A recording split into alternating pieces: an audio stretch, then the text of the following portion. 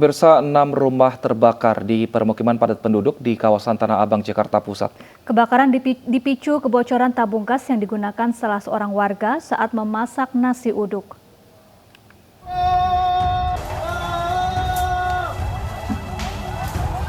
Enam rumah semi permanen di permukiman padat penduduk Jalan Karet Pasar Baru Tanah Abang, Jakarta Pusat terbakar Sabtu dini hari. Kebakaran bermula saat seorang warga memasak nasi uduk untuk dijual. Kemudian tabung gas yang digunakan bocor hingga memicu kebakaran. 10 mobil pemadam kebakaran pun diterjunkan untuk memadamkan api. Dalam waktu 2 jam, api berhasil dipadamkan. Karena dimulainya dari rumah tempat warga saya yang berjualan nasi uduk. Bukannya dari kompor atau kompor? Iya, iya. Sempat ada ledakan nggak? Tidak, kurang lebih ada 3 rumah. Untuk 3 rumah sisanya itu hanya kena di pinggir-pinggirnya aja. Total 6 rumah. Tidak ada korban jiwa dalam peristiwa ini. Kini para penghuni rumah yang kehilangan tempat tinggal mengungsi. Sementara polisi masih menyelidiki penyebab pasti kebakaran. Dari Jakarta, Sofyan Firdaus, iNews melaporkan. Kita ke informasi selanjutnya, pemirsa. Polisi masih terus melakukan penyelidikan terkait kematian misterius 4 orang satu keluarga di Kompleks Perumahan Citra Garden, Jakarta Barat. Tidak ada warga yang mengetahui pekerjaan keempat korban lantaran keempatnya dinilai tertutup.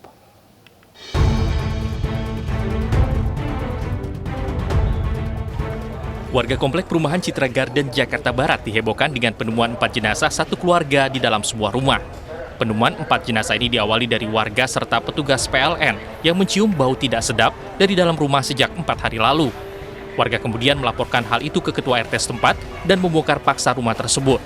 Saat dibuka sudah ditemukan 4 orang penghuni rumah dalam kondisi sudah membusuk. Kepolisian Polres Metro Jakarta Barat yang tiba di lokasi langsung mengevakuasi keempat jenazah tersebut ke Rumah Sakit Polri Kramat Jati, Jakarta Timur untuk diotopsi. Dari hasil pemeriksaan kondisi jenazah sementara, polisi tidak menemukan adanya tanda kekerasan pada tubuh para korban. Tim dokter justru menemukan jika keempat jenazah tidak menerima nutrisi baik dari makanan dan minuman selama 3 minggu yang diduga menjadi penyebab kematian keempat korban.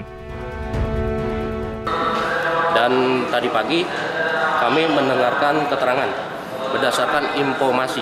Ini berdasarkan informasi dari dokter dan anggota yang menyaksikan hasil pemeriksaan secara laboratoris di otopsi bahwa terhadap 4 mayat tersebut tidak ditemukan tanda kekerasan. Ya, jadi tidak ada tanda kekerasan. Jadi berdasarkan dari pemeriksaan bahwa dari lambung para mayat ini tidak ada makanan. Jadi bisa diduga berdasarkan dari pemeriksaan dari dokter laboratoris bahwa mayat ini tidak ada makan dan minum cukup lama. Karena ditemukan dari otot-ototnya pun juga sudah mengecil. Polisi juga masih menyelidiki dugaan pencurian mobil korban melalui pengecekan kamera pengawas. Tentunya penyelidikan tentang adanya informasinya mobil kepemilikan dari korban tersebut dilakukan dengan cara cek CCTV di sekitar, benar atau tidaknya korban memiliki mobil dan kapan terakhir terlihat, sehingga tim juga masih belum bisa memberi hasil keterangan bahwa ada kaitannya kehilangan mobil atau tidak. Tidak ada warga yang mengetahui pekerjaan keempat korban lantaran keempatnya dinilai tertutup dan jarang berinteraksi dengan warga. Namun dugaan keempat korban meninggal karena kelaparan membuat warga bingung karena keluarga itu merupakan keluarga golongan berada. Tim Liputan iNews melaporkan. Keluarga dari 4 korban tewas di Kalideres, Jakarta Barat sudah 20 tahun putus komunikasi dengan para korban. Keluarga terkejut para korban tewas akibat kelaparan. Hal itu disampaikan oleh perwakilan keluarga dari korban tewas saat menjalani pemeriksaan di ruang penyidik unit Reskrim Polsek Kalideres, Jakarta Barat, Sabtu siang. Pihak keluarga mengatakan sudah 20 tahun tidak berkomunikasi dengan keluarga korban. Hanya sesekali sebatas memberikan ucapan selamat ulang tahun. Sementara itu pagi tadi polisi kembali datang ke TKP tewasnya satu keluarga di Citra Garden untuk mengambil sejumlah barang bukti berupa beberapa buku dan juga kepingan CD.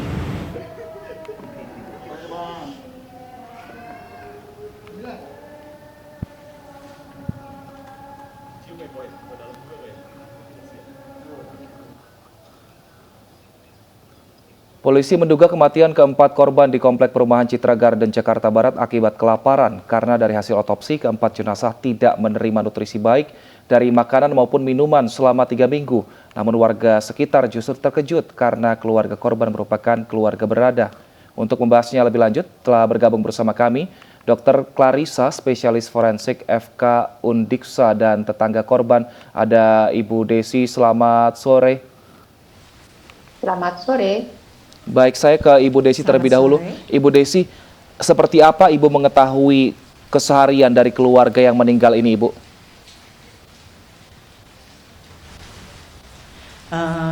Mereka itu keluarga yang tertutup, tidak suka berkomunikasi dengan warga sekitar sini. Saya kalau ketemu mereka itu, ketemu ibunya, kalau pas kebetulan ibunya mau ke pasar.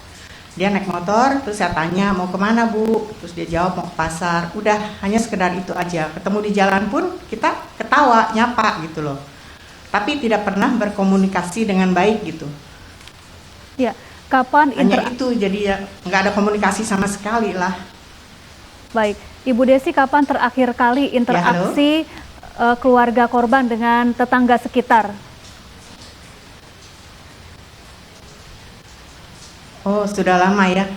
Yang terakhir interaksi dengan kader Jumantik itu, dia terakhir komunikasi sekitar bulan awal Agustus.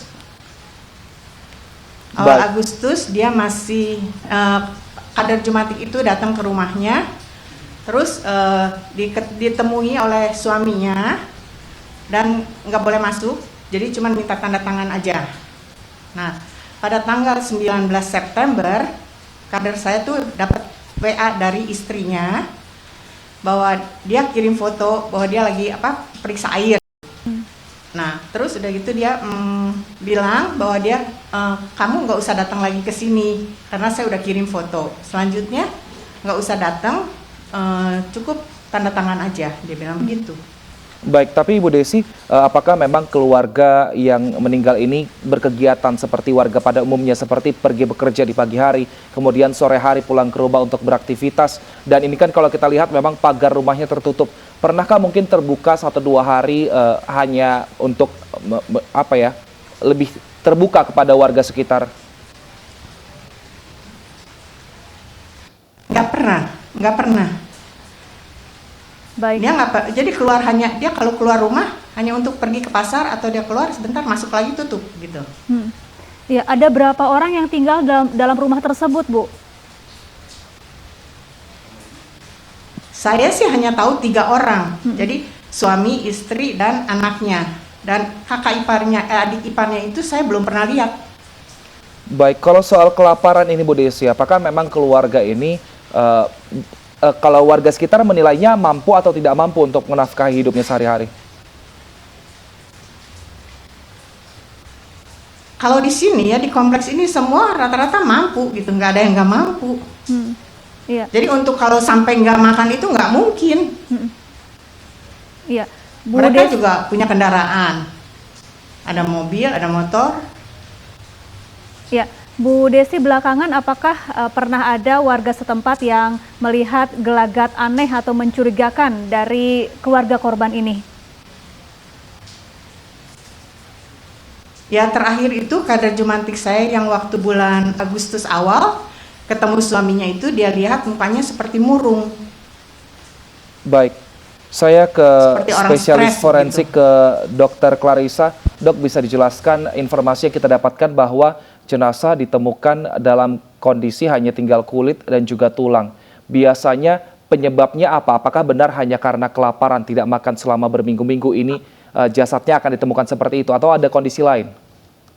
Oke, selamat sore semuanya. Jadi kalau misalnya kita menemukan sesosok jenazah dengan kondisi bahasa umumnya adalah kulit berbalut tulang, tulang berbalut kulit, memang pasti kecurigaan kita yang utama adalah kurangnya asupan makanan dalam jangka waktu lama. Namun nanti apa yang menjadi penyebab kurangnya asupan, nah itu yang menjadi tanda tanya berikutnya. Baik, kondisi jenazah juga dinyatakan sudah berbau. untuk jenazah ini kemudian mengeluarkan bau yang cukup menyengat, bahkan sampai hari ini di hari kedua rumahnya masih reporter kami di sana menyatakan rumahnya masih ada bau. Ini berarti sudah berapa lama kira-kira jenazah ini berada di situ, dokter? Baik, jadi kalau kita berbicara mengenai bau yang keluar karena adanya proses pembusukan dari sesosok jenazah, itu sebenarnya sudah bisa mulai terjadi ketika seluruh tubuh dari jenazah itu mulai menggembung. Kurang lebih itu sekitar 72 jam dari sejak waktu kematiannya. Nah, ketika proses bau yang sudah menguar dengan sangat kuat, kemudian dia bertahan beberapa lama, nah tentu di tempat jenazah tersebut berbaring atau berada, nah ketika proses pembusukan itu terjadi, selain ada pembentukan gas, kemudian bisa juga keluar dari cairan-cairan pembusukan. Nah, cairan-cairan pembusukan itu apabila menempel di daerah sekitar, itu yang bisa mempertahankan adanya bau yang menempel di daerah sekitar situ. Begitu kurang lebih. Dokter, berapa lama waktu yang dibutuhkan oleh tubuh manusia dari sejak terakhir kali menerima makanan sampai kemudian tidak menerima makanan lagi hingga kemudian akhirnya meninggal dunia? Baik, jadi kalau kita berbicara tentang sampai atau berapa lama seseorang akhirnya bisa meninggal dunia karena tidak menerima makanan, maka kita juga harus membedakan apakah hanya makanan saja yang tidak diterima atau juga tidak menerima minuman. Nah, kalau kita berbicara secara umum tidak makan, begitu ya, tetapi dia tetap minum, nah itu bisa bertahan, bisa dalam rentang waktunya itu kalau dia masih minum begitu ya, itu rentang waktunya relatif lebih lama daripada kalau dia tidak minum sama sekali, tidak makan sama sekali. Tetapi kalau kita berbicara waktu pastinya kapan, tentu tidak bisa ditentukan secara pasti karena banyak faktor-faktor sebelumnya yang menentukan. Nah, rata-rata ketika orang dikatakan meninggal karena kelaparan, dari laporan kasus yang ada itu berkisar antara 8 sampai 40 hari atau 60 hari. Baik. Itu sampai akhirnya seseorang bisa meninggal dunia, gitu. Baik, saya ke Ibu Desi. Ibu, tadi Anda mengatakan sempat bertemu dengan korban ketika berbelanja seperti itu. Artinya kapan terakhir kali Anda melihat korban ini mungkin menenteng bawaan belanjaan karena ternyata tadi membutuhkan waktu sekitar 1 bulan lebih untuk kemudian orang ini meninggal dunia karena tidak makan? Udah lama sekali, udah lama. Kalau karena bulan, memang dia tuh jarang sekali keluar dah. Apa yang dikatakan oleh Udah berapa korban bulan saat yang bertemu lalu dengan lah. Ibu? Enggak, cuman ketawa aja. Sudah sejak kapan keluarga ini tinggal di rumah ini, Bu? Udah lama sekali, dari tahun 98 aja dia sudah tinggal di sini. baik. Tapi kalau untuk komunikasi yang cukup panjang seperti itu tidak pernah terjadi ya, Bu. Jadi kalau misalnya ada kegiatan lingkungan juga pemilik rumah ini tidak pernah ikut seperti itu ya, Bu? Tidak. Tapi kalau kader saya datang ke rumah sebelum bulan Agustus awal itu, di bulan-bulan sebelumnya, kader saya tuh setiap bulan datang, periksa rumahnya, periksa kamar mandi, itu boleh masuk sama dia. Ya, Bu Desi dari sejak tahun setelah 98. bulan Agustus, setelah bulan Agustus sudah. Baik, Bu Desi dari sejak tahun 98, adakah keluarga ya tetangga yang mengetahui apa pekerjaan dari keluarga korban ini, kemudian dari mana asal mereka atau aktivitas sehari-hari mereka? Enggak ada. Baik. Kita nggak tahu dia kerjanya apa, juga nggak tahu, karena mereka juga nggak seperti orang kerja keluar rumah gitu setiap hari pagi gitu, enggak. Baik, untuk kasus ini memang saat ini keluarga dari korban masih diperiksa di Polsek Kalideres, Jakarta Barat, dan pihak keluarga juga mengaku sudah 20 tahun tidak berkomunikasi dengan keempat korban yang tewas. Ya, kita sudah lama tidak berhubungan, jadi kita juga nggak tahu penyebab mereka meninggal kenapa gitu loh. Tapi komunikasi terakhir itu kapan itu Pak berarti Pak? Kalau dengan saya pribadi ya, itu sudah lebih dari 20 tahun. Tapi dengan istri saya ya sekitar mungkin 2 tahunan. Kalau bapak sama korban hubungannya apa, Pak? Saya ipar, adik ipar. Oh, ada iparnya. Iya. Ipar dengan Bapak Rudi. Terutama dengan istrinya. Pak, emang keluarganya tertutup atau gimana sih, Pak? Betul, kita sudah sekian tahun nggak pernah berhubungan gitu. Sempat ada permasalahan keluarga nggak sih, Pak? Saya rasa sih nggak ada, nggak pernah ini ya. Kalau konflik keras itu nggak ada lah. Ya tapi. Ya, kita kembali ke Ibu Desi, tetangga korban, dan juga Dokter Clarissa, dokter forensik. Dokter, kira-kira adakah pemicu lainnya kalau melihat kasus ini? Karena kita lihat letak dari korban ini terpisah di dalam rumah, kemudian masa pembusukannya pun diketahui berbeda, begitu Dok?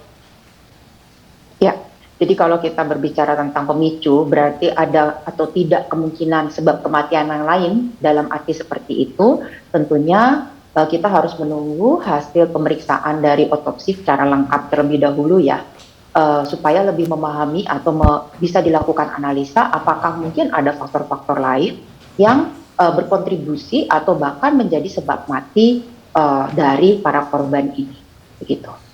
Baik, saya ke Ibu Desi. Ibu Desi, ternyata tadi bahkan keluarganya saja tidak berkomunikasi dengan korban selama 20 tahun, tapi tadi ada menyatakan istrinya berkomunikasi tidak berkomunikasi selama 2 tahun. Nah, bagaimana dengan pendataan yang biasanya juga dilakukan oleh pemerintahan dan juga ke perangkat desa setempat? Bagaimana cara perangkat desa kemudian berkomunikasi dengan korban untuk mendata, baik itu pendataan secara BPS ataupun data-data lain yang dibutuhkan? Caranya seperti apa, Ibu? Wah, kalau itu saya kurang tahu, kan itu bagian Pak RT ya. Tapi kalau yang urusan Jumanti, ya mereka terbuka, dia buka pintu, boleh kita masuk gitu. Untuk periksa rumahnya, dalamnya itu boleh sama dia gitu, periksa airnya, periksa dispensernya, apa kita periksa semua, dia izinkan gitu, kita boleh masuk. Nah, Cuman memang ya kita terbatas komunikasinya pun hanya sekitar masalah Jumantik gitu. Nah, anggota Ibu Jumantik itu saat melihat masuk ke rumah korban, apakah ada melihat keanehan dan mungkin melaporkan ke Ibu? Enggak, biasa aja. Enggak ada, ya biasa aja, enggak ada masalah gitu. Dia masuk ke rumahnya boleh masuk, dia periksa, enggak ada masalah. Baik, anak pasangan yang tinggal di rumah ini juga ikut meninggal dunia. Ibu tahu kira-kira berapa usia anak korban dan apakah kerap terlihat beraktivitas seperti misalnya pergi ke sekolah atau bermain dengan anak-anak sekitar, Bu? Usianya sekitar 40-an. Orangnya ya putih, kulitnya putih, ya agak sedikit gemuk. Anaknya sekitar dia 40 tahunan, jadi Bu? nggak kerja gitu kayaknya sih. Betul. Oh, baik. Sepertinya Artinya belum kedua orang menikah. tuanya sudah lansia begitu ya, Bu ya? Iya, betul. Baik. Saya ke Dokter Clarissa. Dokter Clarissa, adakah kasus di Indonesia yang mungkin membuat dengan sengaja kelaparan sehingga meninggal dunia untuk hingga saat ini yang Anda tahu, Dok? Ya, jadi kalau kita berbicara tentang membuat sengaja sampai seseorang meninggal dunia, itu akan menjadi pembicaraan yang luas ya. Karena berarti kalau kasusnya itu pada anak-anak, itu berarti penelantaran anak. Ada atau tidak, kemungkinan itu ada. Tapi kalau misalnya pada orang dewasa, itu kan biasanya ditemukan pada orang-orang yang kasihan sebenarnya ketika mereka memang tidak memiliki apa-apa, kemudian harus hidup di pinggir jalan, kemudian mereka memang tidak mampu membeli atau mendapatkan makanan. Nah, tapi biasanya kan mereka memang sendiri ya. Nah, makanya di dalam kasus ini kan langsung 4 orang. Kurang lebih seperti itu sih. Ya, Dokter, lalu apa perbedaan jenazah yang meninggal dunia karena kelaparan dan dengan jenazah yang meninggal dunia karena ada upaya bunuh diri sebelumnya? Mohon maaf, bisa tolong diulang? Ya, dokter, apa perbedaan kondisi jenazah yang meninggal dunia akibat kelaparan dengan kondisi jenazah yang kelaparan atau disebabkan oleh aksi bunuh diri, begitu dok? Baik, jadi kalau kita berbicara bunuh diri, jadi intensinya atau cara kematiannya, nah tentu kita harus melihat dulu apakah sebelumnya sudah ada tindakan-tindakan sebagai sebuah usaha untuk melakukan bunuh diri itu dulu gitu ya. Nah, apakah ada luka-luka atau tidak? Nah, atau memang di sini bunuh diri keinginannya dia untuk tidak makan. Nah, permasalahannya kalau misalnya terkait dengan keinginannya untuk tidak makan, tentu dari hasil otopsi kita hanya melihat dari sisi fisik. Sedangkan kalau keinginan itu kan lebih ke arah bagaimana psikisnya dia bekerja. Begitu. Baik. Jadi kesimpulannya akan sulit ya kalau memang itu ada sebuah keinginan.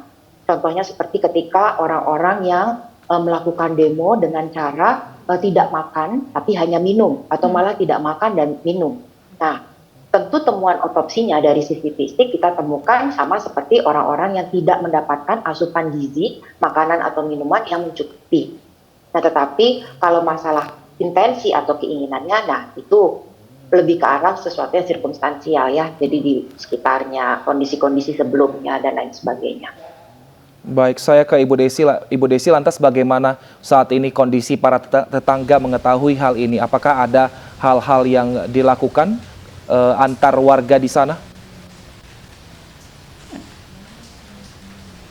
Maksudnya dilakukan apa ya? Mungkin jadi lebih ada grup untuk lebih aktif supaya tidak ada lagi kejadian serupa, apalagi di lingkungan yang sama, Ibu gitu. Jadi untuk saling memanfaatkan dan juga saling saling kasih kabar gitu, Bu. Karena sebetulnya di kompleks saya ini warganya cukup kompak. Kita setiap pagi jalan pagi rame-rame semua, banyak orang gitu setiap pagi. Jadi kekompakan keluarga ini sih warga sini sih cukup baik. Semua kenal, semua saling menyapa gitu. Baik, terima kasih Ibu Desi, tetangga korban, dan juga terima kasih Dr. Clarissa, spesialis forensik, telah bergabung bersama kami. Kita harapkan semoga kasus ini cepat selesai dan bisa diketahui penyebab pasti dari kematian satu keluarga yang mengering misterius. Pemirsa, seorang pria dengan gangguan jiwa di Situbondo, Jawa Timur mengamuk di jalan raya dengan membawa senjata tajam. Selengkapnya kami hadirkan usai jeda, tetap bersama kami di iNews Sore.